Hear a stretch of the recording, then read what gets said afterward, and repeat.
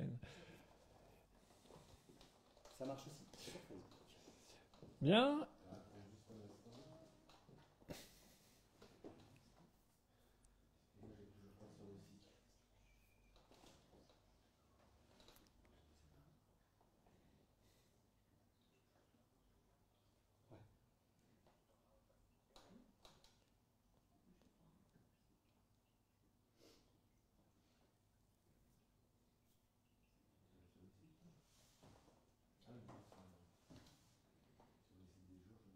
Ça y est, j'ai le live. Je suis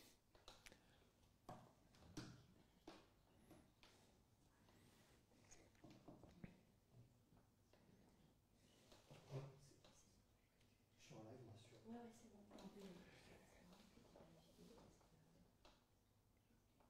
Bien. Bonsoir à toutes et tous. On est ravis de vous retrouver ici, chez Les Jours. Je suis ravi de vous voir en vrai, puisque ça fait maintenant 4 ans que j'écris des chroniques sur la politique américaine pour Les Jours. Avant de commencer et de répondre à vos questions, que je vais prendre à la volée, je voulais vous rappeler d'abord, pour nous, la nécessité chez Les Jours, qui sommes un média indépendant, de vos abonnements. Nous sommes en pleine campagne, vous le savez peut-être. Nous avons déjà atteint 25%, un peu plus de 25% de notre objectif de 2000 nouveaux abonnements. Et si vous nous rejoignez ce soir, eh bien, ce sera un énorme service que vous rendrez à la presse indépendante, puisque n'oubliez pas que 70% de l'argent que vous versez par vos abonnements est directement réinjecté dans de la production éditoriale indépendante et de qualité. On espère vous le démontrer ce soir. Alors, j'en viens maintenant à vos questions tout de suite.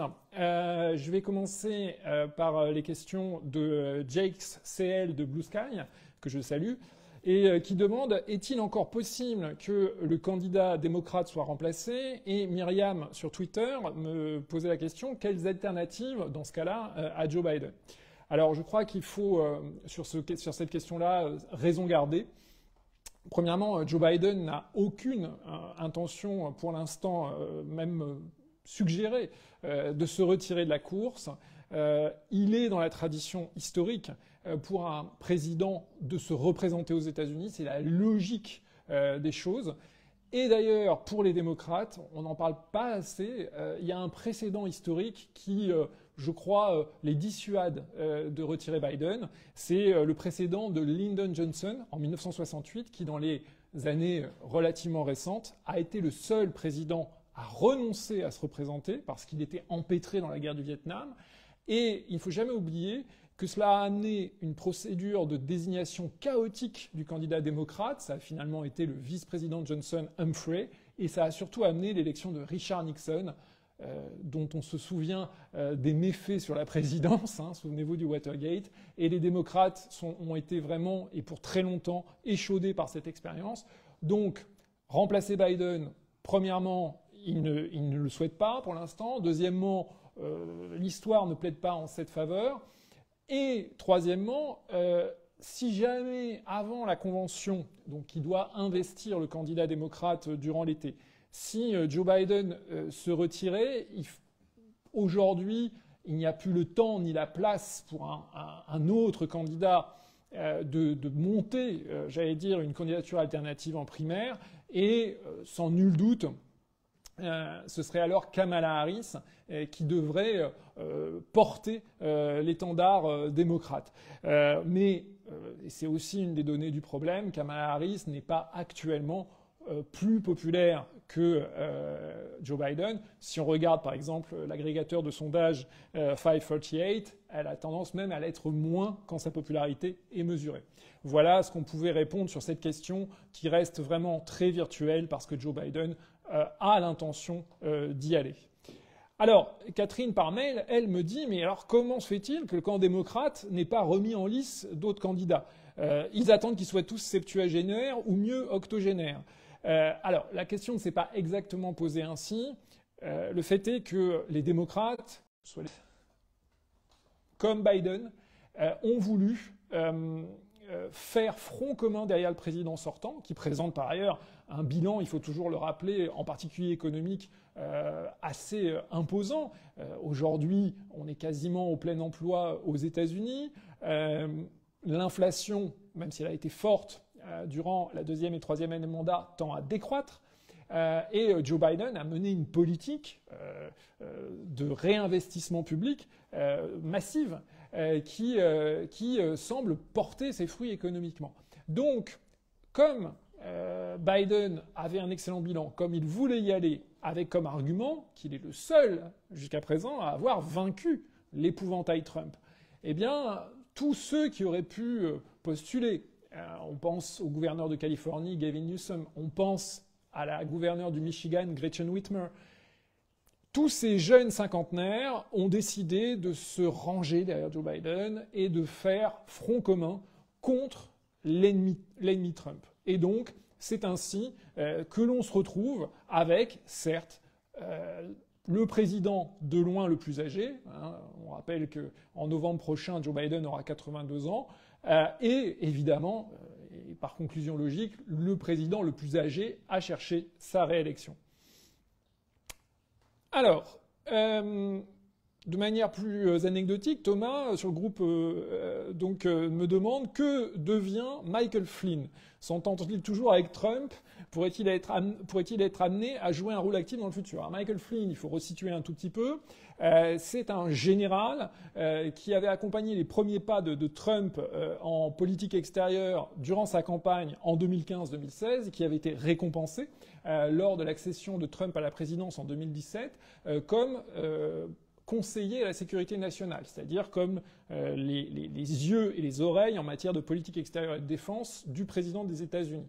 Mais cette expérience avait été de courte durée, puisque Trump, peut-être vous vous en souvenez, avait été obligé de se séparer de Michael Flynn après quelques semaines de présidence, parce que Michael Flynn avait menti au FBI sur ses contacts avec la Russie. Flynn est apparu en effet très compromis par les enquêtes qui ont été menées par la suite avec des intérêts russes et avec la Russie. Et d'ailleurs, on se souvient que Barack Obama avait même conseillé à Donald Trump de ne pas le choisir. Mais Flynn, qui avait été condamné pour avoir menti au FBI, a été finalement gracié par le président Trump à la fin de son premier mandat, fin 2020. Alors, la suite de la question, c'était de me dire, est-ce qu'ils sont toujours proches? Alors, Michael Flynn est depuis devenu une figure de proue du mouvement complotiste, anti-vax, de ce qu'on appelle la nébuleuse QAnon. Il n'est pas, selon les informations dont on dispose à l'heure actuelle, appelé à jouer un grand rôle dans une éventuelle future présidence Trump. Il y a eu une forme de renouvellement des cadres, mais ce qui ne signifie pas que les hommes qui sont pressentis pour être aux manettes de la politique extérieure de Trump, que ce soit Kash Patel, que ce soit Richard Greener, ancien ambassadeur de Trump en Allemagne, que ce soit Ratcliffe, l'ancien patron du renseignement national lors du premier mandat. Tous ces hommes sont plus jeunes, mais sont tout aussi radicaux que Flynn, et en particulier, ils sont formés au moule America First de Trump, c'est-à-dire un refus des alliances engageantes, une approche très transactionnelle de la diplomatie. On n'a pas d'alliance durable, on passe des accords au coup par coup. Et aussi, ce sont des hommes qui ont toujours appuyé Trump, comme Flynn, dans ses aventures les plus dangereuses. En particulier, on peut penser à l'insurrection du Capitole. Alors, on va passer à une autre question. Alors, donc il y a Kulan sur Mastodon qui me demande, il y a un an, il me semble que Trump était donné perdant face à Biden. Aujourd'hui, c'est l'inverse. Et il me demande en particulier, quelles données ont les sondeurs pour arriver à ce résultat? Est-ce que les intentions de vote à l'échelle de la population en général, intentions de vote pour Trump supérieures à celles pour Biden, ou est-ce une analyse à l'échelle des États et des grands électeurs? Eh bien, Kulan, j'aurais tendance à dire, en ce moment, au moment où on se parle, les deux, mon capitaine. C'est-à-dire qu'il y a à la fois des sondages nationaux, où on mesure sur des échantillons représentatifs les intentions de vote à l'échelle nationale, mais dans le système américain, et ça vous le savez puisque pour certains vous le lisez sur les jours et je vous y encourage, c'est un système de grands électeurs, c'est-à-dire de démocratie indirecte. On ne vote pas directement pour le président comme en France, on vote pour élire dans chaque État des grands électeurs qui ensuite choisissent le candidat pour lequel ils se sont engagés. Donc, les sondages nationaux donnent aujourd'hui en moyenne une légère avance à Trump sur Biden. Alors, il faut évidemment relativiser, on est encore loin du cap, hein, puisque l'élection est encore dans 6 mois, 6-7 mois, mais ce qui est inquiétant pour Biden, c'est qu'il y a 4 ans, puisqu'on a le même duel, c'était l'inverse. Biden, de manière constante sur ses sondages nationaux, était, alors de manière plus nette, était en moyenne largement en avance sur Trump. Et aujourd'hui, on a une situation à front renversé, même si aujourd'hui, l'avance de Trump sur Biden, à l'échelle nationale, est moindre que celle de Biden sur Trump il y a 4 ans. Mais donc, ça ne veut pas dire grand-chose. Ce qu'il faut regarder, et c'est ce que sous-entendait Cullen, c'est qu'il faut regarder les sondages dans les 6-7 États qui seront vraiment disputés. Parce que c'est aussi tout le paradoxe de l'élection américaine qui s'annonce. L'élection, elle sera vraiment disputée, où il y aura vraiment du suspense dans peu d'États. Vous avez beaucoup d'États qui sont démocrates et qui le resteront, on serait tenté de dire, de toute éternité. On peut penser à la Californie, à New York. Il y a des États, surtout au sud, qui sont des États conservateurs et qui eux aussi semblent déjà acquis à Trump. Et dans ces États-là, il n'y aura pas de véritable campagne. Non, on a 6-7 États, toujours un peu les mêmes qu'en 2020, la Géorgie, l'Arizona, le Wisconsin, le Michigan, la Pennsylvanie,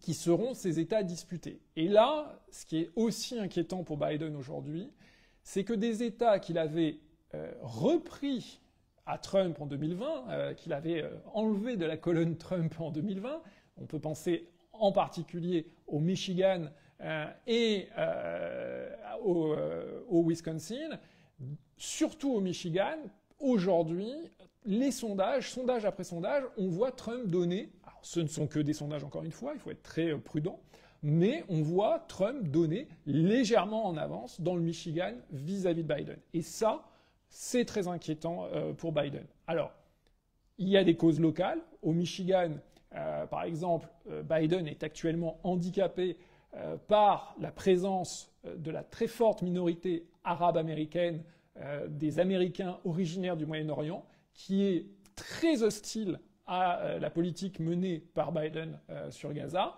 Et c'est une des grandes causes, pour l'instant, du retard de Biden dans les sondages au Michigan sur Trump.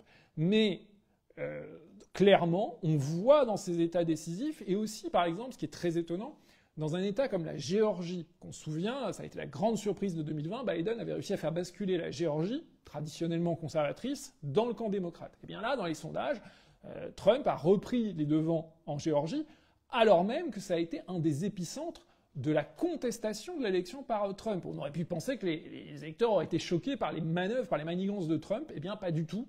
Visiblement, en tout cas, pas pour l'instant. Voilà ce qu'on peut dire à l'heure actuelle, mais évidemment toujours en relativisant la portée prédictive de ces sondages. Alors, on me demande, donc Augustin de Paris me demande, vous dites souvent que le Parti républicain est entièrement trumpisé, mais Trump est-il une cause ou un symptôme? Le jour où il disparaît de la scène, son idéologie perdure-t-elle? Alors, cause ou symptôme? Je dirais catalyseur. Trump a été le premier, en 2015-2016, à lire les attentes des électeurs les plus conservateurs, et en particulier leurs attentes fortes. On le voyait dans les sondages sur la primaire de 2012, il y avait une grande partie de l'électorat des primaires républicaines, environ la moitié, qui pensaient que les républicains n'apportaient pas des réponses assez fortes contre l'immigration clandestine, contre l'immigration irrégulière. Et Trump, vous en souvenez sans doute, dès 2015-2016, il en fait l'axe majeur de sa campagne. Le refus de l'immigration illégale, la nécessité de combattre l'immigration illégale et également de réduire les flux d'immigration légaux.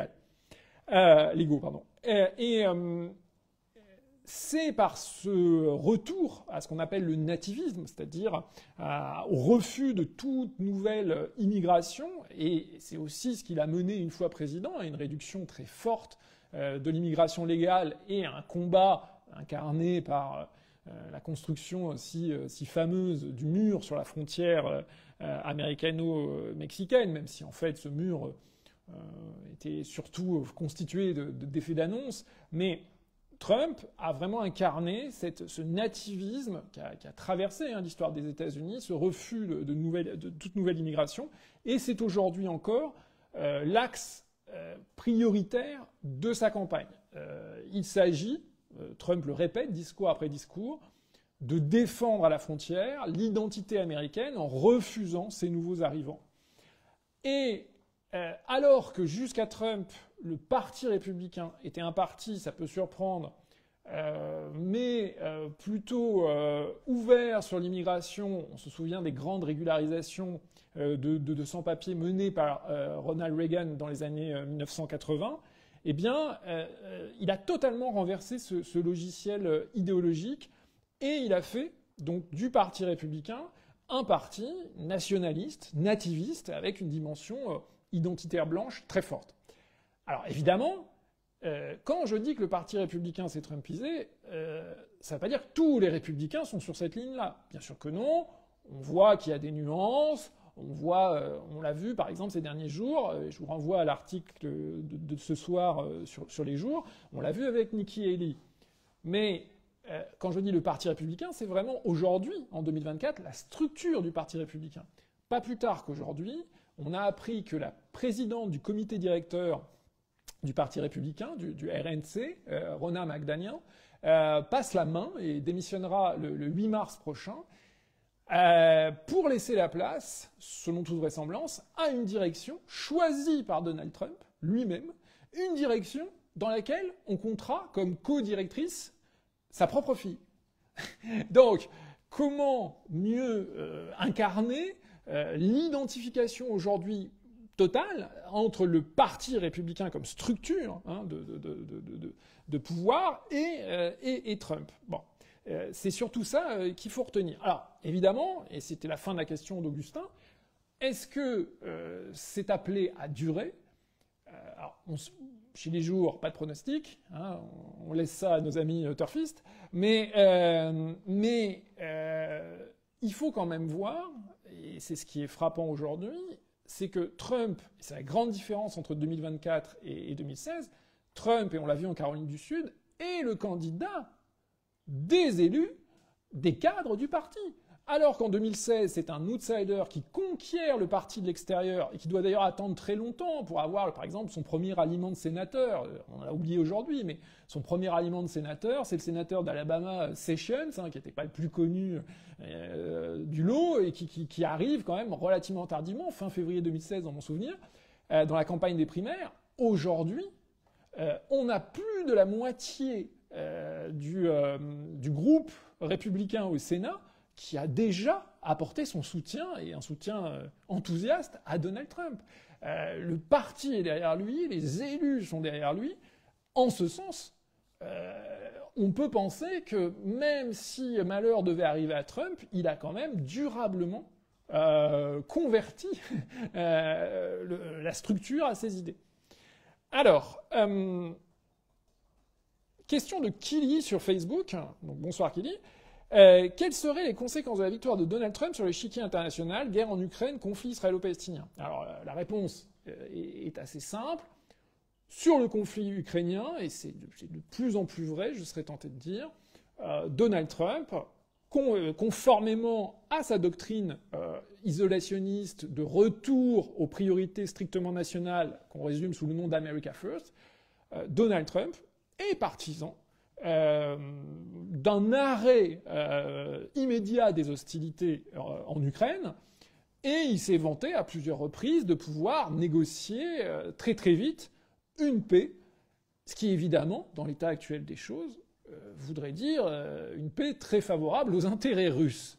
Par ailleurs, et c'est aussi une nouveauté, à la fois dans le style, dans l'approche, Donald Trump est de plus en plus ouvertement favorable à Vladimir Poutine. Favorable dans les compliments qu'il peut lui faire, il ne manque pas une occasion de louer son intelligence, son brio, mais aussi justement dans cette convergence de leurs intérêts. Ça a évidemment été manifeste il y a 15 jours lorsque Donald Trump s'est vanté d'avoir dit, lorsqu'il était encore président en 2020, qu'il inciterait Poutine à attaquer les pays de l'OTAN en Europe, qui sont, à ses yeux, mauvais payeurs, c'est-à-dire qu'ils ne consacrent pas 2% minimum de leur PIB à leur effort de défense. Donc, je ne sais pas si on se rend compte, un ancien président des États-Unis qui veut le redevenir n'hésite pas à dire, à se vanter, il inciterait Vladimir Poutine à attaquer les pays alliés. Voilà où on en est. Donc vous voyez que, effectivement, sur l'Ukraine, ce serait un basculement majeur.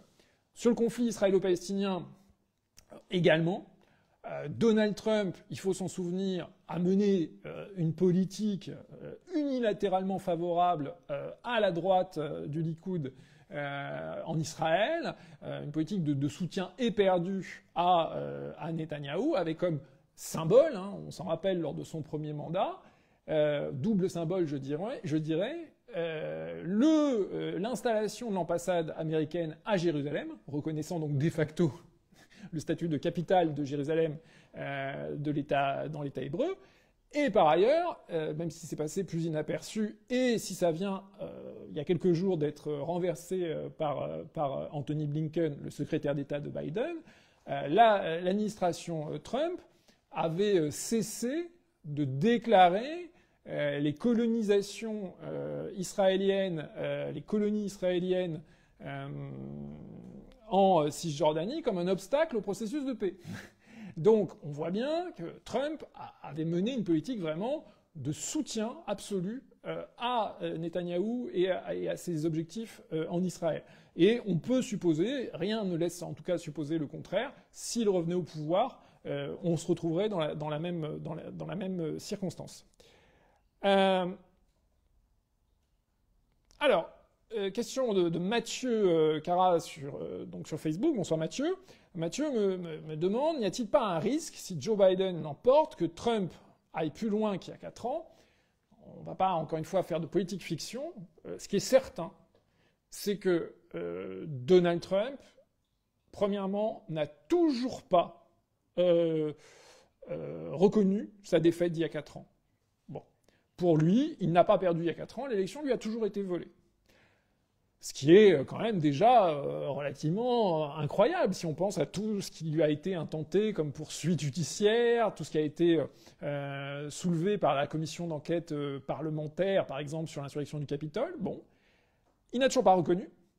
Là, son coup de force politique et son génie politique, deuxième point, c'est qu'il a convaincu, en Caroline du Sud, c'était un peu plus de 60%, des électeurs républicains, il les a convaincus qu'ils n'avaient pas perdu l'élection et que Biden n'était pas un président légitime, ce qui est quand même incroyable, plus de 4 ans après le dernier scrutin.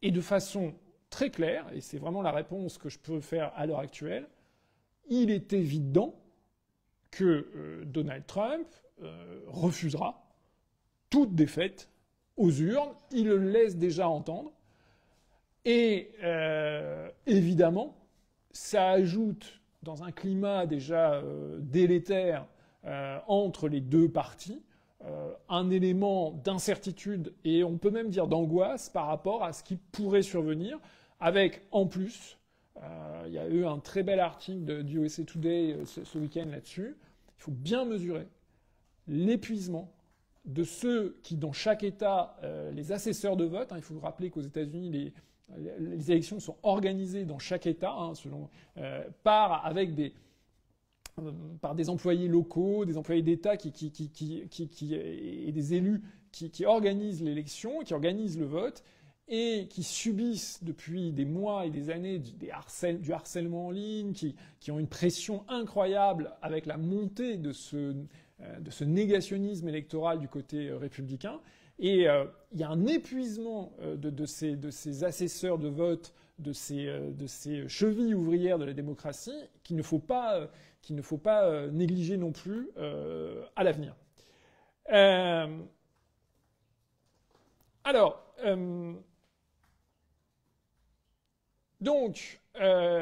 Question de Didier de Nogent. Effectivement, dans mon article ce soir, je fais un petit peu une allusion à un possible manque d'argent de Trump pour sa campagne. Il faut savoir que depuis l'automne dernier, c'était peut-être pas aussi net auparavant, mais on n'était pas encore dans le feu de la campagne, Donald Trump consacre beaucoup de l'argent qu'il lève pour sa campagne à ses dépenses juridiques, c'est-à-dire à ses frais d'avocat, à ses frais de défense, pour ces multiples procédures judiciaires. Et de manière évidente, cela ampute ses capacités financières. Alors, je dirais que pour l'instant, dans la primaire, et vous le retrouverez dans l'article de ce soir, par exemple en Caroline du Sud, il a pu se contenter d'une dépense minimaliste. Il a dépensé beaucoup moins en publicité. Vous retrouvez tous les chiffres dans l'article sur les jours. Il a dépensé beaucoup moins en pub en Caroline du Sud, lui et ses alliés, que Nikki Haley. Ça l'a pas empêché de l'emporter 60% à 40%. Mais incontestablement, on a vu sur le premier mois, sur le mois de janvier, une baisse de ses levées de fonds. On voit que la machine tend à se gripper. Et surtout, les dépenses les dépenses en frais judiciaires sont considérables. Et donc, ça peut poser effectivement un problème à moyen terme, surtout dans l'élection générale face à un Biden qui, lui, au contraire, tend à engranger tout à fait correctement du point de vue financier. Alors, Henri Lurkin, que je salue, que je connais de Twitter, me pose la question si Trump échoue, pourrait-il y avoir une guerre civile? Alors, encore une fois, on va pas agiter le catastrophisme et s'en tenir aux faits. Ce qui est incontestable, c'est que Donald Trump n'entend toujours pas reconnaître la moindre défaite. Donc, on risque de se retrouver dans la même impasse qu'il y a 4 ans de ce point de vue-là. Mais à cette impasse-là, et c'est ça qui est très dangereux, c'est que, en plus de la non-reconnaissance, il y a désormais, de manière ouverte chez Trump, un discours répété sur les démocrates et les progressistes en général comme des ennemis de l'intérieur. Non pas des adversaires, des ennemis de l'intérieur, comme il l'a dit encore ce week-end, comme les menaces les plus graves pour les États-Unis. Il a dit ce week-end, c'était pas ces mots exacts, mais ça voulait dire ça, c'est-à-dire il a dit ce week-end que la principale menace aujourd'hui aux États-Unis, contrairement à la Seconde Guerre mondiale, ce n'est pas l'ennemi extérieur, c'est ceux de l'intérieur, c'est-à-dire les démocrates, les progressistes. Il n'a pas de mots assez durs contre les juges rouges, les marxistes, etc. Et cette désignation des ennemis de l'intérieur, pour répondre à la question d'Henri, adopte maintenant même il y a une animalisation. Il a désigné certains ennemis comme des vermines, donc des vermines à éradiquer. Donc on a une forme de radicalisation du discours qui est assez caractéristique des périodes de pré-guerre civile. Et par ailleurs, ça me semble très important aussi, il n'y a jamais eu la moindre condamnation de la violence massive de l'insurrection du Capitole. Au contraire, ne pas oublier que quasiment tous les meetings de Trump aujourd'hui commencent par la chanson en l'honneur des accusés du 6 janvier 2021 de l'insurrection du Capitole qui sont aujourd'hui emprisonnés et que Trump considère comme des prisonniers politiques qu'il envisage d'ailleurs de gracier. Donc si on ajoute tous ces éléments, on a, évidemment, on ne peut absolument pas savoir ce qui se passerait, mais on a des éléments très inquiétants relativement à la concorde civile aux États-Unis. Voilà ce qu'on peut dire aujourd'hui. Alors, question de Ella de Paris. On peut presque parler de sénilisation de la politique américaine avec les inquiétudes sur l'acuité mentale de Biden et d'autres exemples de sénateurs très vieux perdant leurs moyens publics. Alors, pourquoi cette forme de gérontocratie ou de fossilisation peut-être de la vie politique? Alors, il y a 2 facteurs majeurs structurels. Premièrement, ne pas oublier que les mandats au Congrès, que ce soit les mandats de représentants ou les mandats de sénateurs, ne sont pas, il n'y a pas de limitation dans le temps. Il n'y a pas de limitation dans le temps. Vous pouvez être sénateur ou représentant aussi longtemps que vous souhaitez l'être, du moment que vous êtes réélu. Ce qui aboutit à des carrières interminables. Alors, Joe Biden en est un premier exemple, parce que nous, évidemment, en France, on l'a souvent connu, le grand public l'a connu quand il est devenu vice-président d'Obama à partir de 2009, mais avant 2009, Joe Biden s'était quand même enquillé, si vous me permettez l'expression, une carrière au Sénat de 36 ans. Donc voilà, quand même, 36 ans au Sénat des États-Unis, ce n'est pas rien. Mais j'allais dire que aujourd'hui, il paraît quasiment un petit joueur. On peut penser aujourd'hui au sénateur Grassley, qui a été réélu dernièrement, qui a 90 ans et qui est élu depuis 1900, qui est au Sénat américain, sénateur d'Iowa depuis 1981. Donc, pas de limitation dans le temps, et par ailleurs, et les deux facteurs se combinent, un autre facteur structurel, c'est qu'il ne faut jamais oublier qu'aux États-Unis, le financement des élections, et donc des élections fédérales, aux élections au Congrès, ce financement n'est pas public, mais entièrement privé, et par l'intervention de la Cour suprême depuis la décennie 2010, c'est un financement privé de plus en plus dérégulé. Ce sont donc des investisseurs privés, ce sont des grandes fortunes privées qui payent les campagnes des candidats, et il y a un raisonnement tout simple qui est mené par ces financiers.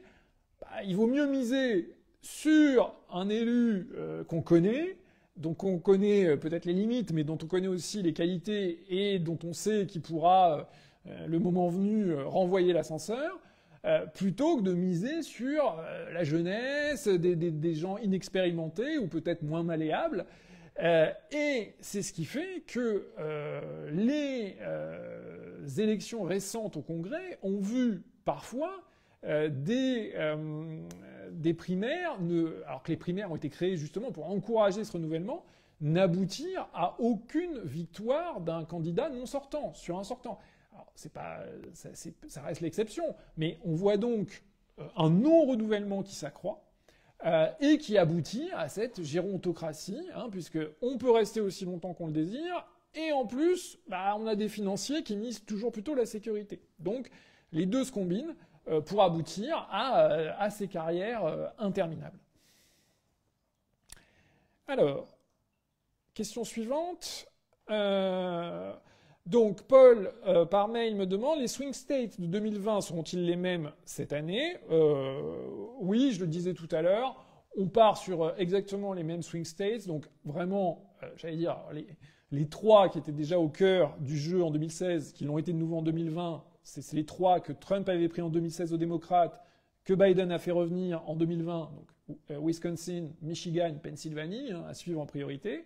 On y ajoute les deux que Biden avait pris dans la colonne républicaine en 2020, Géorgie, donc la région d'Atlanta, et l'Arizona, la région de Phoenix, donc les deux États, ces deux États-là. C'est vraiment dans ces cinq-là que les choses vont se jouer. Alors ensuite, on peut avoir des États qui éventuellement, selon, j'allais dire la vague, selon le courant électoral, peuvent être éventuellement en jeu. La Caroline du Nord, par exemple, même si les républicains semblent toujours garder un temps d'avance. Pourquoi pas la Virginie, qui a élu, on s'en souvient, un gouverneur conservateur, Youngkin, la dernière fois. Mais vraiment, les cinq que j'ai nommés préalablement sont vraiment les cinq à suivre en priorité. Alors, Ernest me demande, est-ce qu'on n'exagère pas la rupture trumpienne en politique étrangère pour ce qui concerne l'Europe ? On se souvient qu'Obama semblait, alors, déjà vouloir mener un pivot vers l'Asie, plutôt que vers l'Europe. Alors, bonsoir Ernest. Alors, bien sûr, il ne faut pas oublier qu'il y a des convergences, même si ça doit choquer, il y a des convergences dans les 15 années les plus récentes sur la politique étrangère entre républicains trumpistes et les démocrates. Et il y a la convergence sur le fait que les États-Unis ne peuvent pas faire tout et tout seuls. C'est-à-dire que les États-Unis ont été épuisés par les deux longues guerres interminables, les Forever Wars, les guerres sans fin en Irak et en Afghanistan. Il faut se rappeler que Trump, et c'est un atout de sa popularité aujourd'hui, Trump s'est vanté d'avoir mis fin, c'était un discours qu'il avait fait à West Point, à l'Académie militaire américaine en 2020, d'avoir mis fin à ces guerres sans fin, d'être le premier à faire revenir définitivement les boys au pays.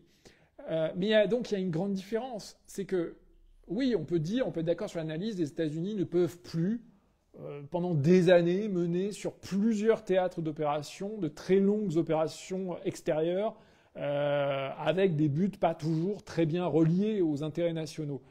Et on a vu que Biden n'a pas hésité à son tour j'allais dire, à poursuivre l'œuvre de Trump, hein, puisque c'était lui qui avait engagé le processus de sortie du conflit avec les talibans en Afghanistan. Et on s'en souvient, c'est Biden qui a dû gérer, mais de manière beaucoup plus précipitée que prévu, le retrait des armées américaines d'Afghanistan. Donc il y a une convergence, mais la différence, c'est qu'ensuite, les démocrates, eux, ils veulent renouveler les alliances. Ils veulent régénérer les alliances. Peut-être, effectivement, créer de nouvelles alliances en Asie pour freiner l'expansion chinoise, mais ils veulent régénérer les alliances.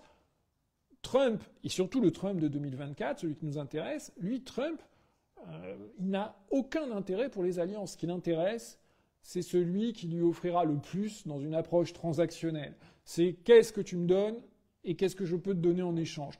Et la notion d'alliance au nom de valeurs, de démocratie, de liberté, ça ne parle pas du tout à Trump. Et ça, c'est une grande différence avec les démocrates.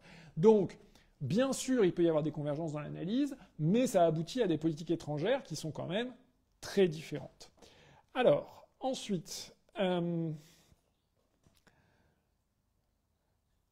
Bertrand Thierry de Facebook, bonsoir Bertrand. Donc les Américains qui sont ou perçus comme farouchement anticommunistes, comment et pourquoi les Trumpistes acceptent-ils cette bromance avec Poutine et le communisme? C'est une très bonne question. Justement, il y a deux choses. Premièrement, il y a cette notion très trumpienne que la diplomatie doit être débarrassée de toute considération morale ou idéal.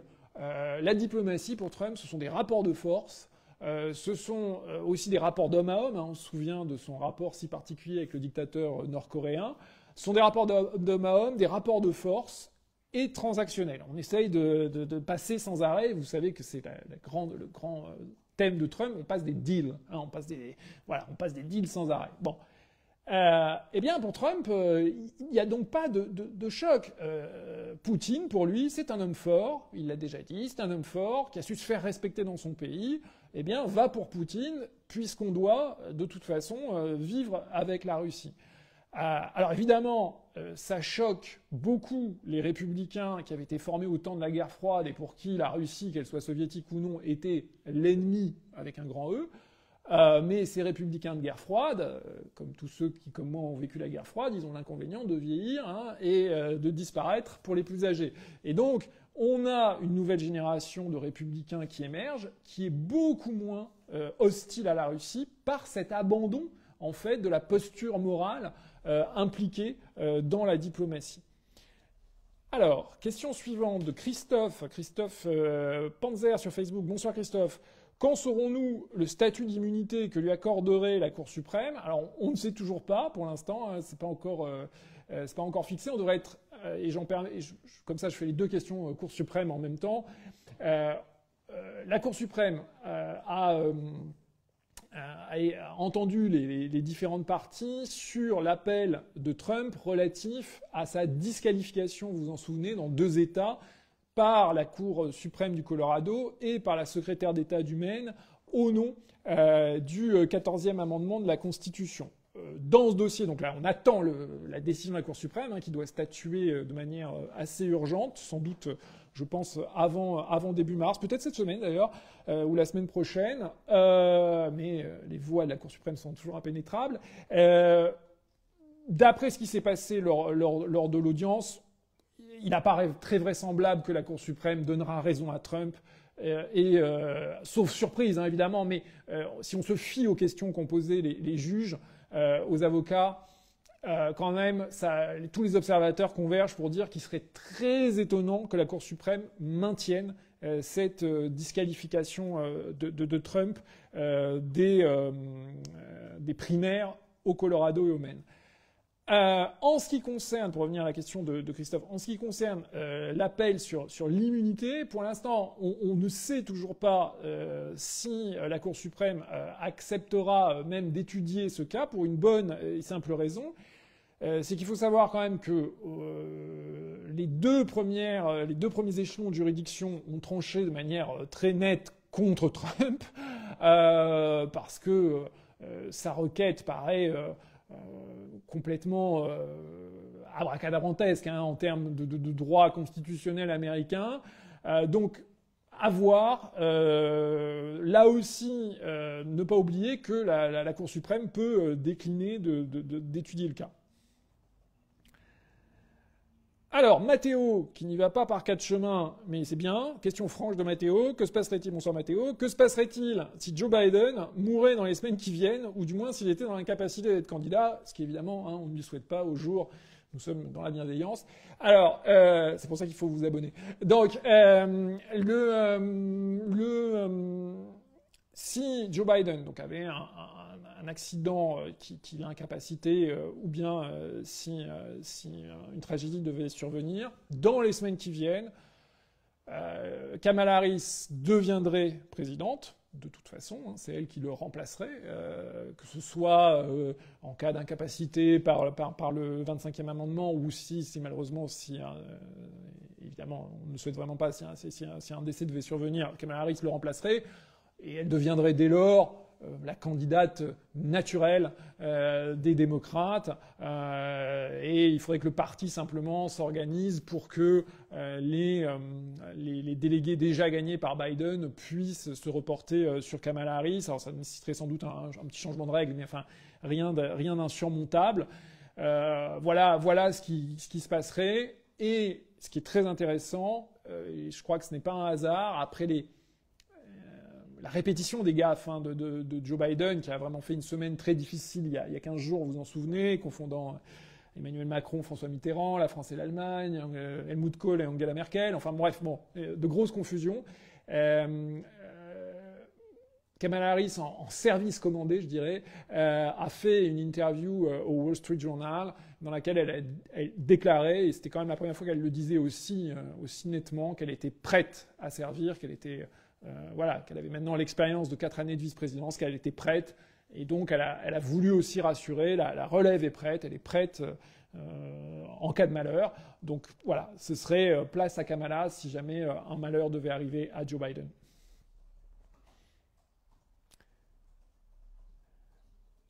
Alors, ensuite...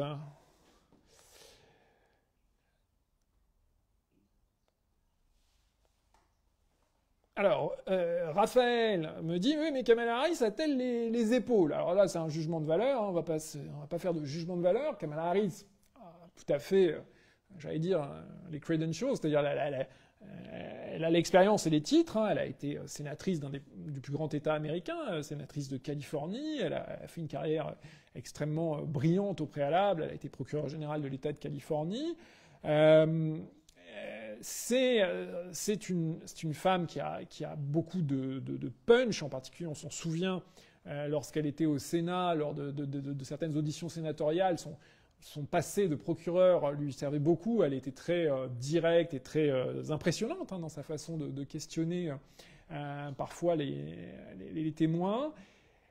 Ce qui pose problème, c'est plutôt ce qui est survenu ensuite. C'est-à-dire que Kamala Harris avait vraiment une carrière, vraiment une trajectoire idéale. Et bizarrement, c'est la campagne présidentielle de 2020 qui lui a mis un coup d'arrêt. Il faut se souvenir qu'elle a été candidate contre Joe Biden, qu'elle avait d'ailleurs sévèrement taclé lors de leur premier débat démocrate, comme quoi les choses changent. Mais Kamala Harris était attendue lors de cette campagne présidentielle. Elle représentait la relève, justement, à l'époque. Et sa campagne, souvenez-vous, a été tellement désastreuse qu'elle n'a même pas pu aller à la première primaire de 2020. Et donc, quand Joe Biden l'a choisi comme colistière, c'est quelqu'un dont la campagne a été tellement dysfonctionnelle pendant les primaires qu'elle n'a pas pu se présenter même au premier scrutin, avec beaucoup de soucis de management de ses équipes en interne. Donc, Joe Biden récupère une Kamala Harris avec un capital politique un peu abîmé. Ça, c'est une première chose. Et la deuxième chose, c'est que, conformément à l'usage maintenant depuis une trentaine d'années, Joe Biden a associé Kamala Harris à l'exercice du pouvoir, comme Obama l'avait fait avec lui. Il lui a confié des missions importantes, en particulier sur l'immigration. Donc, on ne peut pas dire qu'il n'a pas du tout mise au placard, mais leur couple président-vice-président a un problème particulier. C'est qu'on l'a déjà dit, Joe Biden a son âge. Évidemment, il doit former une équipe avec Kamala Harris, mais il ne faut pas non plus que Kamala Harris soit trop souvent sur la photo, parce qu'évidemment, cette Kamala Harris trop souvent sur la photo fait ressortir aussi l'âge et les lacunes, parfois, en particulier rhétoriques, de Joe Biden. Et donc, il y a eu cette relation un petit peu ambiguë pendant plusieurs années, même si leur alchimie personnelle, dès qu'ils sont ensemble, paraît très bonne. Et dernière chose, et ça a beaucoup... Kamala Harris, au moins les 2 premières années, a eu énormément de turnover, beaucoup de chamboulements dans ses équipes, et il y a eu beaucoup... Alors, Washington est méchant, ce qu'on appelle le Beltway, le microcosme parlementaire à Washington, mais il y a eu beaucoup d'articles sur une difficulté, encore une fois, à manager ses équipes. Et ça a pu contribuer aussi, paradoxalement et marginalement, à dégrader son image. Ce qui fait que il faut voir aussi, et ça il faut le dire aussi, je soulignais son impopularité qui tend sur l'ensemble de la présidence à être plus forte que celle du président Biden. Il faut aussi voir le poids quand même du sexisme et du racisme que Kamala Harris peut subir dans cette impopularité. Alors, question suivante. Alors, plusieurs questions. Sanders a aussi, pourquoi ne parle-t-on que de Biden et d'Harris? Alors, on ne parle que de Biden et d'Harris parce que, à partir du moment où Joe Biden a laissé entendre très tôt qu'il allait se représenter, et face au péril que représente Trump, aller contre Biden et donc contre Harris, aller contre le ticket sortant, c'est prendre le risque de désunir le Parti démocrate face à peut-être la pire menace qu'ait connue la démocratie libérale américaine dans l'histoire. Et quel démocrate pourrait tolérer ça? Par ailleurs, sur les 2 noms que vous évoquez, Bernie Sanders, on le rappelle, a 1 an de plus que Joe Biden, donc la question de l'âge se pose là aussi, elle se pose encore plus, et lui-même avait dit très tôt que ce n'est plus vraiment la peine de compter sur lui pour la présidence. Et par ailleurs, Alexandria Ocasio-Cortez, la représentante new-yorkaise, doit sans doute, pour espérer une carrière nationale plus forte, et même s'il peut y avoir des exceptions, elle doit peut-être briguer et gagner une élection supplémentaire à un échelon supérieur, peut-être une élection de sénateur ou une élection pour le poste de gouverneur à New York, mais ces élections sont rares et ce n'est pas évident pour une candidate autant à gauche de pouvoir franchir cet échelon même à New York. Alors, ensuite, donc le comeback in extremis de Sanders qui m'est demandé par Cyril, alors évidemment on ne fait pas de pronostic, non, ça me paraît très difficile. Bernie Sanders, j'allais dire, on ne peut pas dire Biden, il faut une relève, et bon, Bernie Sanders, quelles que soient ses qualités par ailleurs, pose à peu près le même problème en termes d'âge.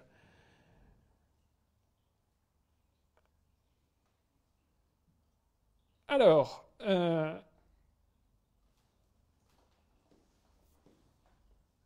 ensuite... Audrey par mail. Bonsoir Audrey. Est-ce qu'on peut parler de guerre civile de basse intensité aux États-Unis avec ce climat délétère et le refus par avance d'une défaite de Trump que vous pointez? Une nouvelle guerre de sécession est-elle une perspective réaliste autour du négationnisme électoral? Alors, très bonne question, très délicate, parce qu'évidemment, il ne faut pas sombrer dans les prédictions façon Nostradamus. Ce qui est incontestable, c'est qu'on voit de plus en plus un écart quant aux législations entre les États, en particulier les États conservateurs du Sud, et le reste du pays. Quand on voit la Cour suprême d'Alabama dominée par des juges fondamentalistes religieux, arrêté la semaine dernière que les embryons congelés pour les fécondations in vitro doivent être classifiés désormais comme des enfants, c'est-à-dire comme des personnes à part entière, ce qui remet évidemment, vous comprenez, en cause le principe même de la fécondation in vitro. Le pays a été stupéfait et même Trump a dû sortir du bois pour dire qu'il fallait que la législature d'Alabama fasse une loi pour protéger la fécondation in vitro qui permet à tant de couples américains, qu'ils soient républicains ou démocrates, d'accéder, de pouvoir avoir la joie d'avoir un enfant. Mais on voit quand même, dans cette décision par exemple, on voit à quel point on a l'impression de deux continents qui s'éloignent. On a deux continents comme deux continents qui s'éloignent de plus en plus, qui continuent à partager quelques repères communs, mais il est vrai, avec aussi des discours que l'on n'entendait pas il y a une vingtaine d'années, certains élus qui n'hésitent pas aujourd'hui, même des élus, des sénateurs, ont pu dire, des sénateurs républicains en particulier, ont pu dire que si les démocrates de leurs États n'étaient pas contents de vivre dans un État conservateur, ils n'avaient qu'à aller vivre ailleurs. Mais ça peut exister aussi dans l'autre camp, c'est-à-dire vraiment une beaucoup plus grande intolérance à l'altérité politique, sociale, et le fait qu'on vit dans un repère de lois, de normes et de règles complètement différents, et qui bientôt, est-ce qu'on pourra continuer à faire un pays avec des lois aussi différentes? C'est-à-dire qu'aujourd'hui, je prends une question qui sera au centre de l'élection 2024, en ce qui concerne l'avortement, on a des États du Sud très conservateurs qui tendent à une interdiction totale, qui sont déjà, pour certains, à une interdiction totale de l'avortement, alors que le droit à l'avortement est au contraire protégé dans les États du Nord-Est. La question, c'est vraiment jusqu'à quand pourra-t-on vivre dans un même pays, dans une même nation, faire nation, avec des lois aussi différentes, mais des lois qui reflètent des valeurs, des repères aussi différents. Alors, ensuite,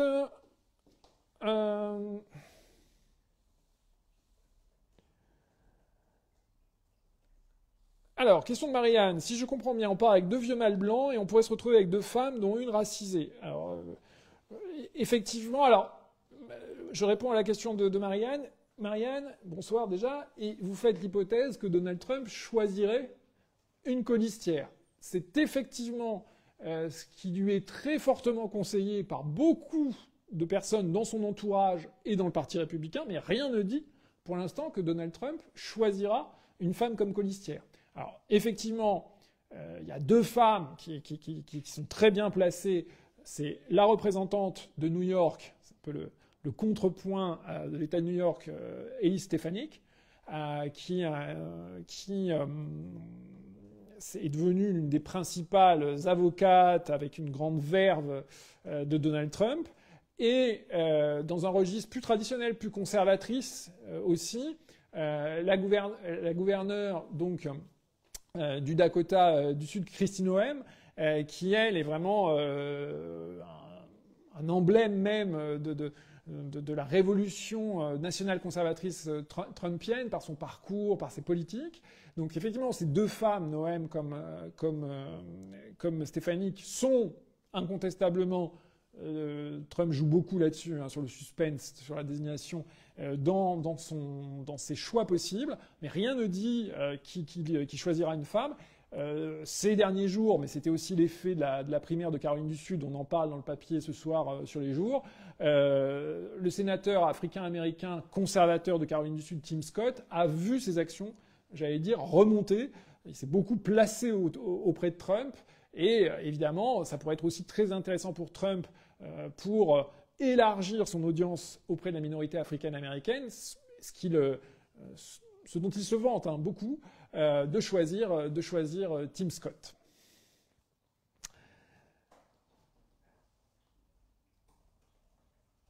Alors, ensuite, je regarde vos questions.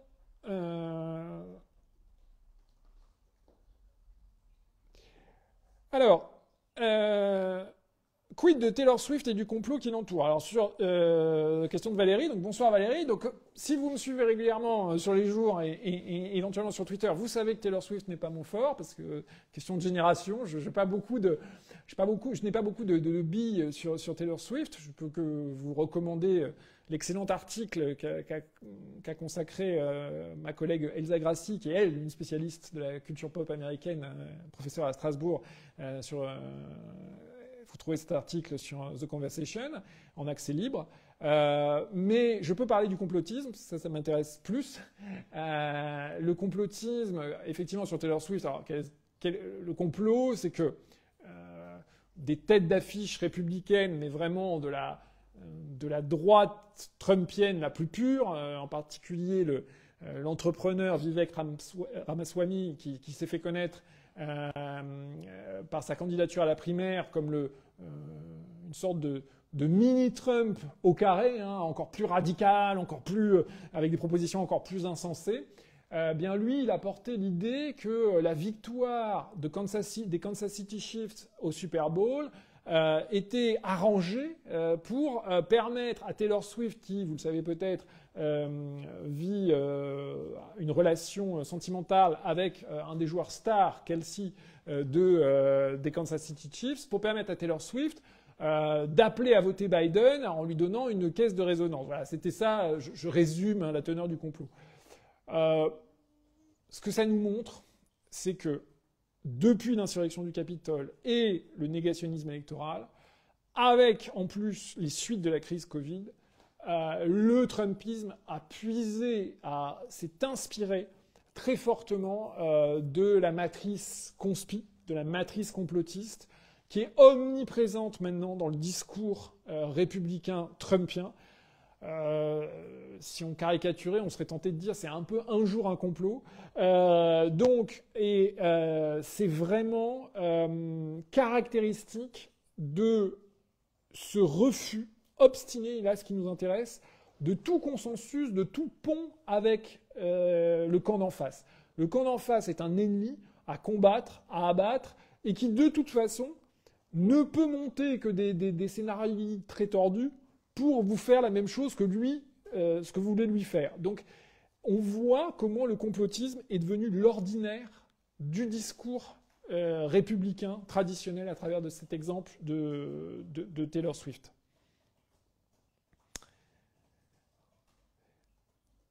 Alors, Frédéric me demande sur Facebook, bonsoir Frédéric, faites-vous un parallèle entre la situation politique américaine et la montée des extrémismes en Europe?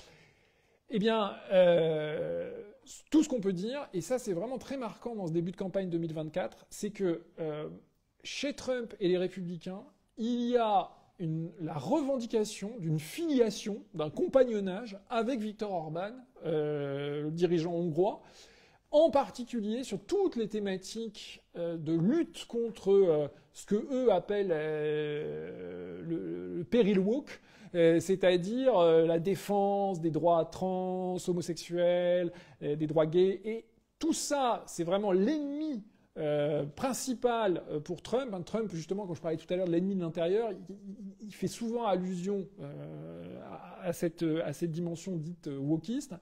Et dans ce cadre, Orban, avec toutes les législations qu'il a fait passer en Hongrie, ainsi que l'instauration d'une véritable verticale du pouvoir autoritaire, la mise au pas de l'État, le musellement de la presse et de l'opposition, Orban, qui est venu aux États-Unis, alors qu'il y avait plus de contacts peut-être avec la campagne de DeSantis qu'avec la campagne de Trump, mais Trump ne tarit pas d'éloges sur lui, on voit une convergence, incontestablement, un alignement. On en a beaucoup parlé ces derniers jours, hein, le fait que Tucker Carlson, l'agitateur polémiste, aujourd'hui sur X, ex-Fox News, soit allé interviewer Poutine, et est allé aussi s'émerveiller sur la dictature russe, ce n'est pas un hasard, il y a vraiment une convergence dans cette idée qu'il faut défendre l'Occident blanc, ses valeurs chrétiennes face à une destruction portée de l'intérieur par les progressistes et leurs valeurs dites woke. Alors, Lorraine, bonsoir Lorraine. Donc, question de Lorraine, faut-il, sans faire la politique fiction, faut-il s'inquiéter d'une future alliance Trump-Poutine? Voilà, sans faire de la politique fiction, alors s'inquiéter, peut-être que non, vous pouvez trouver ça très bien, hein, si vous avez envie d'États-Unis qui demain pourraient ressembler à la Russie avec une presse contrôlée par l'État.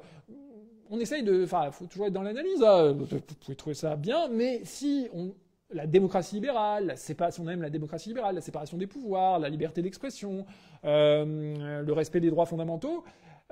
Oui, on peut s'inquiéter du rapprochement qui se dessine entre Trump et Poutine, et surtout d'un Trump qui, en plus du rapprochement en politique extérieure, n'hésite pas à dire je ne serai pas dictateur, sauf le premier jour de ma présidence.